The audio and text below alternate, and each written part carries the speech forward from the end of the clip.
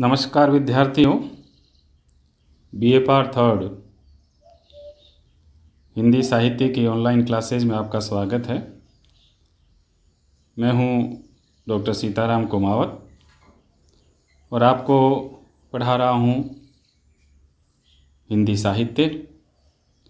आपके पाठ्यक्रम में सम्मिलित जो हिंदी साहित्य है उसमें प्रथम प्रश्न पत्र में जो है वो आधुनिक काल है। आधुनिक काल में जो आधुनिक काव्य है वो संकलित है और उसमें प्रथम कवि हैं अयोध्या सिंह उपाध्याय हरिऔध। तो इनकी जो रचना है प्रिय प्रवास, इस प्रिय प्रवास में संकलित जो पवनदूती संदेश है राधिका का, उसको हमको पढ़ना है, उसकी व्याख्या करनी है। तो आधुनिक खड़ी बोली का जो प्रथम महाकाव्य है प्रिय प्रवास, उसके प्रमुख जो व्याख्या स्थल हैं, राधा का जो पवनदूती संदेश है उसको हम देखते हैं, उनकी व्याख्या को देखते हैं, परीक्षा की दृष्टि से उसका विश्लेषण करते हैं। तो देखिए, पहली बात तो ये बता देता हूँ कि राधा का यहाँ जो चरित्र है वो रीतिकाल की राधा से बिल्कुल भिन्न है। वो लोक सेविका है, वो लोक कल्याण की भावना रखती है, वो जन कल्याण की भावना रखती है। वह अपने दुख को सहन करके दूसरे के दुख को दूर करने का प्रयास करती है। राधा, यहाँ जो वृतांत है वो राधा का ये है कि जब कृष्ण मथुरा चले जाते हैं तो पीछे से जो ब्रजवासी हैं सब के सब व्याकुल रहते हैं और उदास रहते हैं। यशोदा मैया है, ग्वाले हैं, गोप हैं, सभी उदास रहते हैं। साथ में राधा भी जो है वह उनके वियोग में व्याकुल है। तो इसका वर्णन जो है वो प्रिय प्रवास में किया गया है। रो रो चिंता सहित दिन को राधिका थी बिताती, आँखों को थी सजल रखती, उनमें ना थी दिखाती। शोभा वाले जलद बपू की हो रही चातकी थी, उत्कंठा थी परम प्रबला वेदना वर्धिता थी। यानी राधा जो है पूरे दिन जो है रो रो कर अपना समय बिताती थी। आँखों को थी सजल रखती, सजल आंसुओं से युक्त, और उनमना उदास जो है दिखती थी। शोभा वाले जलद वपू की हो रही चातकी थी। शोभा वाले, सुंदरता की जो खान है, श्री कृष्ण का जो सांवला जो शरीर है, जो उनकी छवि है, वो कैसी है? जैसे घनश्याम हो, काला बादल हो पानी से युक्त, और उस काले पानी को जो है चातकी जो है बिल्कुल टकटकी लगा करके निहार रहती है, कब उसकी स्वाति नक्षत्र की बूंद बरसेगी और कब उसकी जो प्यास मिटेगी। उसी तरह से कृष्ण के लिए व्याकुल है, चातकी की तरह व्याकुल है, कब आएंगे, कब उनके दर्शन होंगे। इसी क्रम में वह जो है जो बिल्कुल बेचैन रहती है, उत्कंठ रहती है, और उसकी जो वेदना है निरंतर बढ़ती रहती है। बैठी खिन्ना यक दिवस वे गेह में थी अकेली, आके आंसू युगल द्रग में थे धरा को भिगोते। आई धीरे इस सदन में पुष्प सदगंधा ले, प्रातः वाले सुपवन है इसी काल वातायनों से। बैठी खिन्ना, यक यानी एक, दिवस इन दिन, गेह में थी अकेली, घर में महल में अकेली थी। आके आंसू युगल द्रग में, धरा को भिगोते, दोनों आंखों में आंसू आकर के और धरती पर टपकते थे, धरती भीग रही थी। धरा धरती, युगल दोनों, दृग आंखें। आई धीरे इस सदन में पुष्प सदगंधाले, और इसी समय जो हवा है, पवन है, वो आई धीरे से पुष्पों की खुशबू लेकर के। प्रातः वाली सुपवन है इसी काल वातायनों से, इसी काल वातायन खिड़कियों से, इसी समय अच्छी जो सुगंधित हवा है वो धीरे से राधा के महल में प्रवेश करती है। ये आप व्याख्या कैसे करोगे मैं आपको समझा देता हूँ। जैसे आप लिखोगे, प्रस्तुत पद्यांश हमारी हिंदी पाठ्यपुस्तक में संकलित अयोध्या सिंह उपाध्याय द्वारा रचित खड़ी बोली का प्रथम महाकाव्य प्रिय प्रवास के पवनदूती शीर्षक कविता से उद्धृत है। यहाँ राधा का विरह जो है, विरह का वर्णन किया गया है। प्रस्तुत पद्यांश में राधा द्वारा प्रातःकालीन पवन को फटकार लगाने का वर्णन है। राधा को लगा कि प्रातः की सुगंधित वायु उसके दुख को और अधिक बढ़ा रही है, इसलिए उसका उलाहना देती है।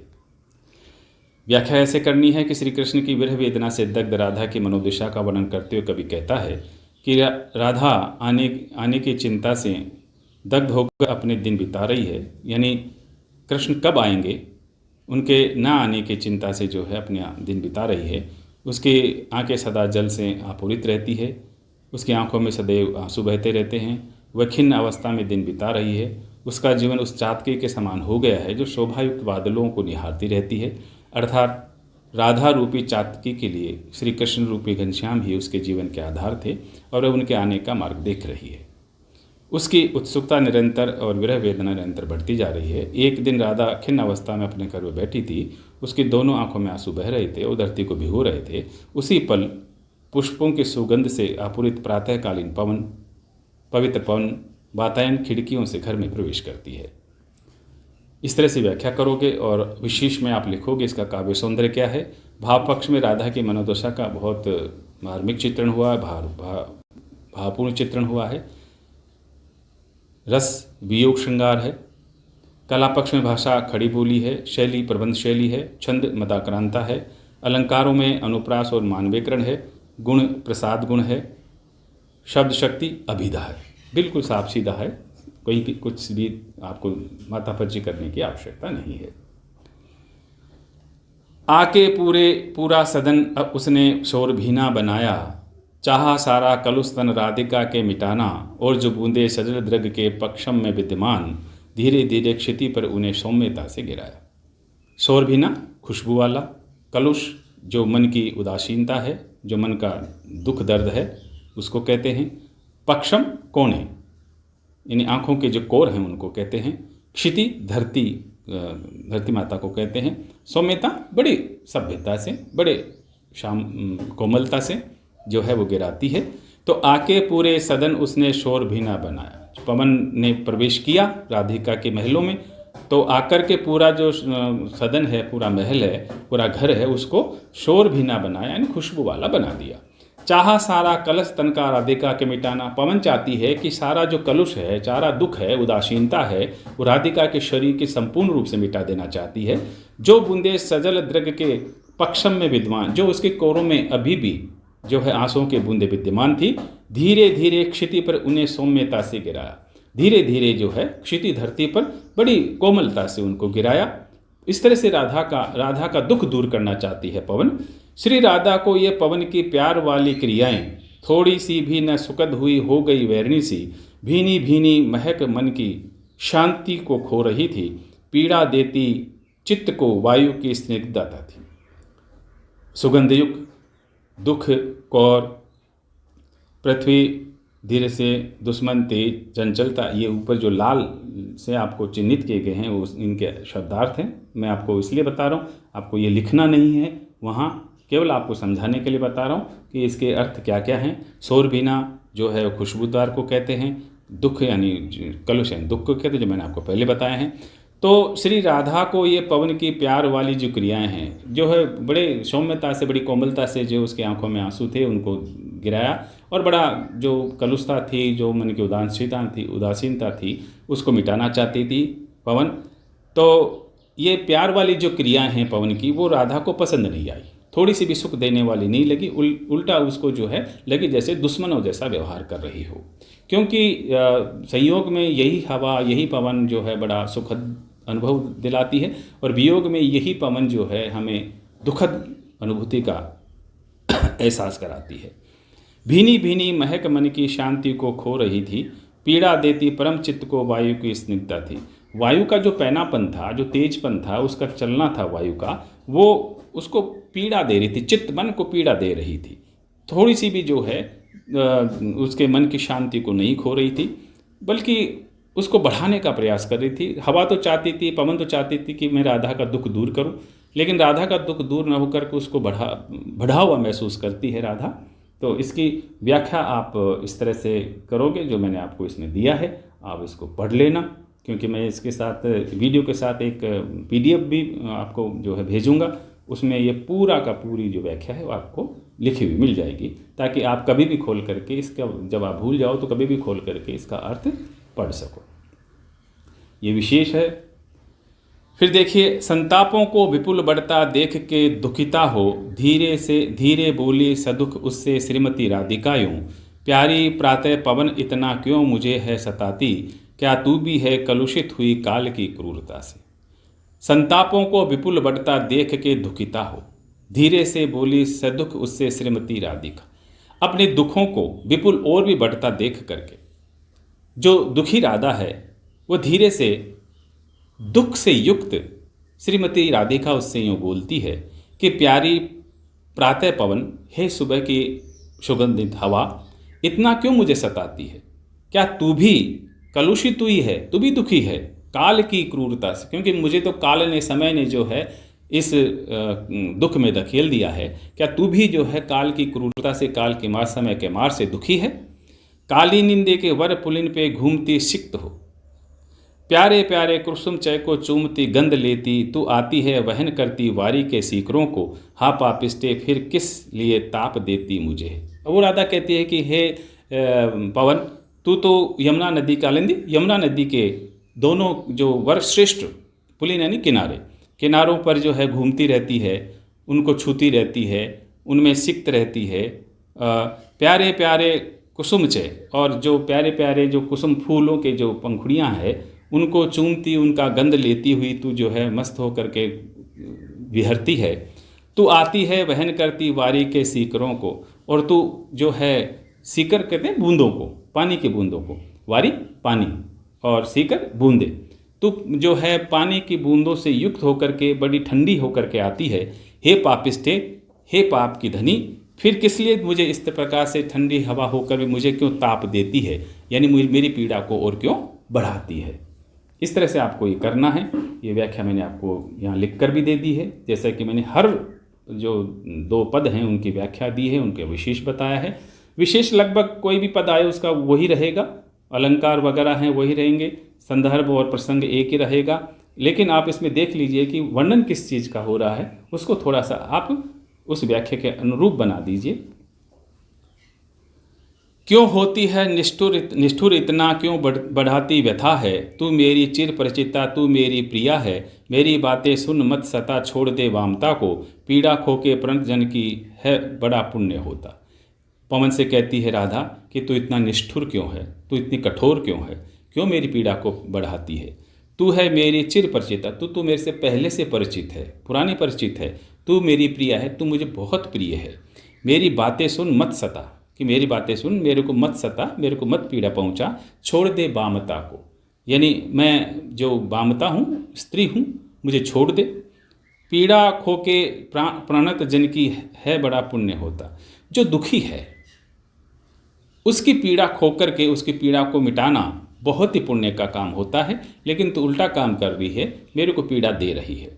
मेरे प्यारे नव जलद से कंज के नेत्र वाले, मेरे जो प्यारे कमल के समान नेत्रों वाले, जलद जो जल को धारण करता है, तो ऐसे, और बादल जिसको कहते हैं, और कंज कहते हैं कमल को।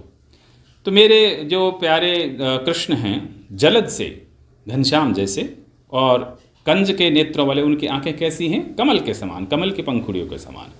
जाके न आए मधुबन से और न भेजा संदेश। मैं इसलिए दुखी हूँ कि मधुबन गए थे, मथुरा गए थे, और जाने के बाद वापस नहीं लौटे हैं, न कोई संदेशा आया है।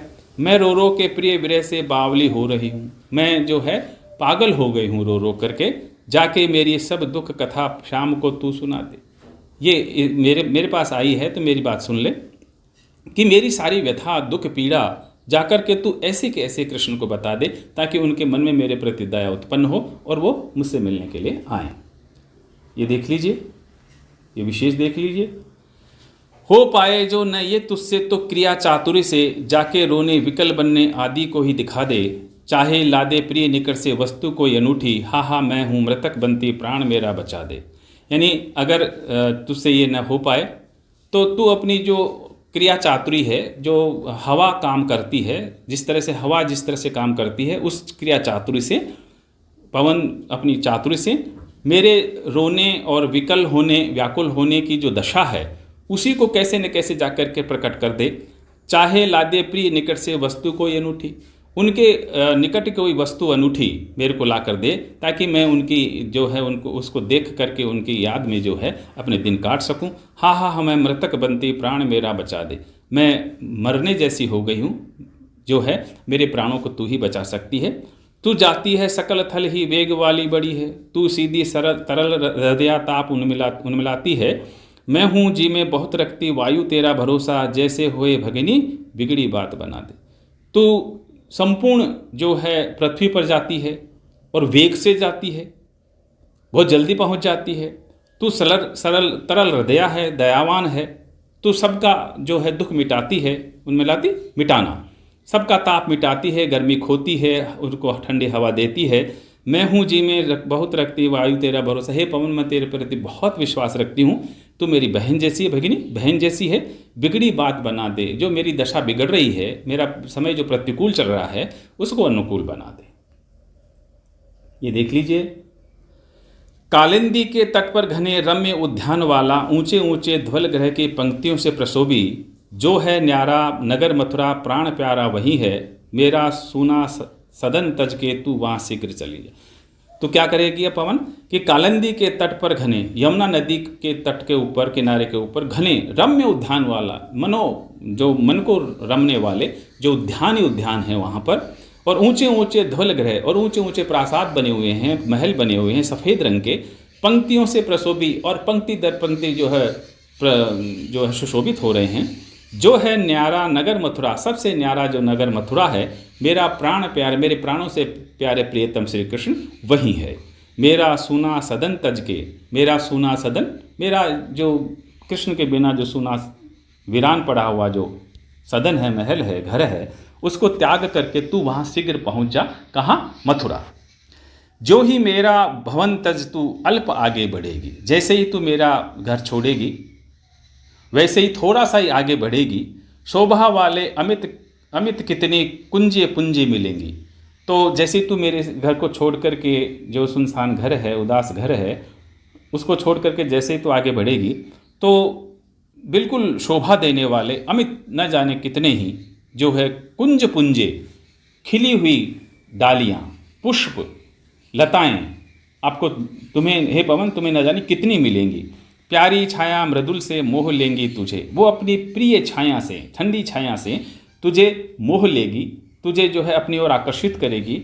तो भी मेरा दुख लख, तो भी मेरा दुख देख करके, दुख का अंदाज़ा लगा करके वहाँ विश्राम मत करने लग जाना, वहाँ आराम मत करने लग जाना, क्योंकि तुम वहाँ से गुजरेगी तो तुम्हें जो है वहाँ एक लोभ होगा कि मैं ठंडी छाया में बैठ जाऊँ, इन पुष्पों को देख लूँ, खिली हुई कलियाँ हैं इनको देख लूँ, ये बेल लताएं जो प्रसन्न जो खिले हुए हैं उनको देख लूँ। तो ऐसा मत करना। हालांकि तेरा मन वहाँ चाहेगा रहना, लेकिन तुम मेरा दुख देख करके वहाँ विश्राम मत करना। थोड़ा आगे सरस रव का धाम सतपुष्प वाला, अच्छे अच्छे बहुद्रम लतावान सौंदर्यशाली, प्यारा वृंदा विपिन मन को मुग्धकारी मिलेगा, आना जाना विपिन से मुह्य मान न होना। थोड़ा सा आगे जब तू बढ़ेगी तो सरस रव, बहुत सुंदर सुंदर आवाज़ें तेरे को वहाँ मिलेगी, सुनने को मिलेंगी। वहाँ धाम सतपुष्प वाला जो है, वहाँ जो है झोपड़ियाँ मिलेंगी, महल मिलेंगे सतपुष्पों वाले, बहुत से पुष्प जो खिले हुए हैं वो मिलने वाले, बहुत अच्छे अच्छे द्रुम लताएं, लतावान पेड़, द्रुम पेड़, लताएं सौंदर्यशाली तेरे को वहाँ मिलेंगी। प्यारा वृंदा विपिन मन को, इसका नाम वृंदा विपिन है, वृंदावन है, तेरे मन को मुग्धकारी मिलेगा, तेरे मन को मुग्ध बना लेगा। आना जाना इस विपिन से मुह्य मान न होना, तू आएगी भी जाएगी भी इस जंगल से, इस वन से ही, और आएगी भी जो है वृंदावन से ही, लेकिन जाना आना, लेकिन लोभ मत करना, मुह्य मान यानी मोहित मत होना, वहाँ मत रुक जाना। जाते जाते अगर पथ में क्लांत कोई दिखावे, हाँ एक बात जरूर, यहाँ लोक कल्याणकारी रूप अपने को राधा को पंक्तियों में देखने को मिलता है कि अपना दुख को सीमित करके भी जो है, अपने दुख को समित करके भी वो एक जो रास्ते में थके हुए लोग हैं उनको किस तरह से पवन को कहती है कि पहले उनका दुख मिटाना। जाते जाते अगर पथ में, जाते जाते अगर रास्ते में क्लांत कोई दिखाए, कोई थका हुआ, थका हुआ, श्रम से थका हुआ कोई व्यक्ति तुम्हें दिखाई दे तो जाके निकट उसकी क्लांतियों को मिटाना। तो पहले जाकर के उसकी क्लांतियों, उसके थकावट को मिटाना, उसको विश्रांति देना, धीरे धीरे परस करके गात उत्ताप खोना, धीरे धीरे उसका स्पर्श करके, हे पवन, धीरे धीरे उसका स्पर्श करके उसका गात यानी शरीर का जो ताप है, गर्मी है, उसको मिटाना।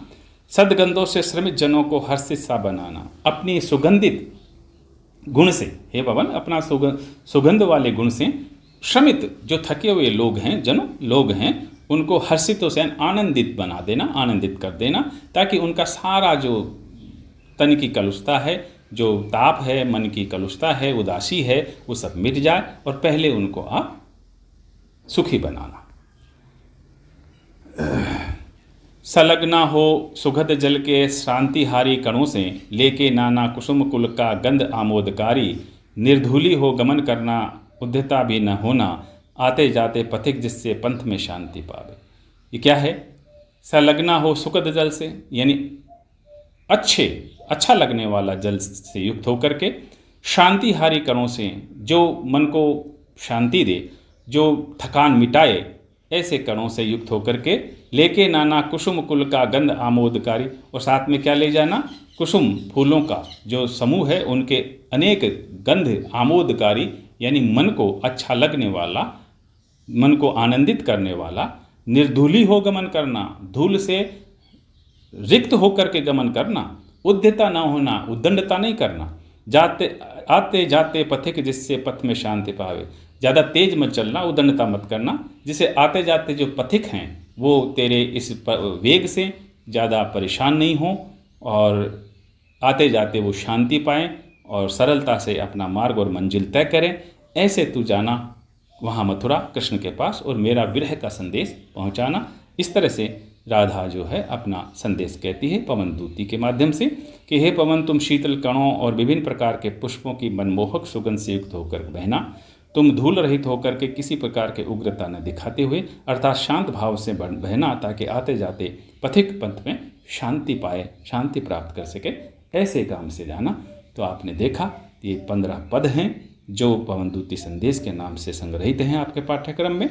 और राधा का जो विरह है वो कृष्ण के प्रति मथुरा जाने के बाद जब वो लौटते नहीं हैं, तब पवन के माध्यम से अपना संदेश भेजती है और लोक कल्याणकारी का रूप हमें राधा का यहाँ देखने को मिलता है। आप देखते रहिए, जुड़े रहिए। आगे की वीडियो में फिर मिलते हैं, तब तक के लिए नमस्ते।